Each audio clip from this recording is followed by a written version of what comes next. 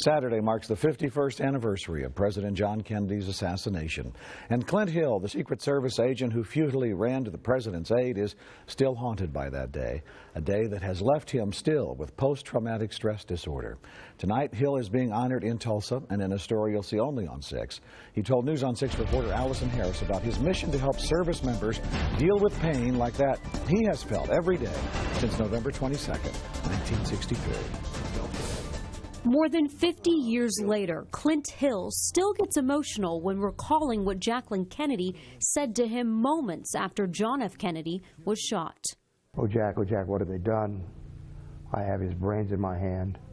I love you, Jack. That's all she said.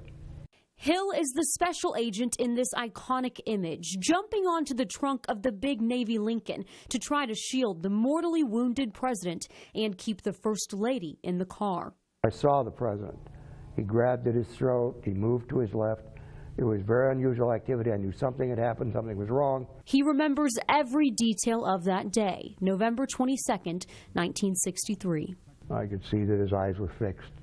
There was a hole in the skull. I could see that a great portion of the brain was missing, and I assumed immediately that it had been a fatal shot and that he was dead. That will always be in my mind. Hill says he buried his feelings from that day and the days to follow for years. He still carries some guilt. We failed.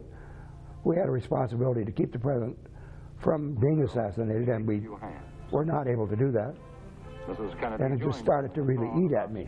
For decades, he crawled into a bottle. I was really drinking myself to death, and I just lived on cigarettes and tobacco, or cigarettes and alcohol. Hill says writing these books, Mrs. Kennedy and Me, and 5 Days in November, has changed his life.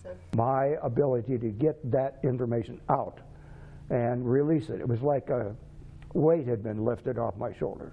Hill suffers from post-traumatic stress disorder, a disorder that's only now being talked about among service members. He's in Tulsa this weekend because of this cottage at Skiatook Lake, which now bears his name.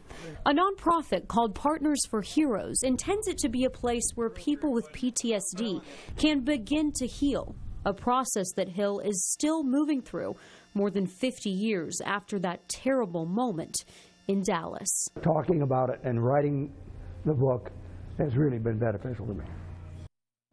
I asked Mr. Hill the one thing he wished people knew about the Kennedys because he was so close to the family, especially to Jackie. He says Jackie was not just a Barbie doll. She was down-to-earth, laid-back, intelligent, and fun-loving.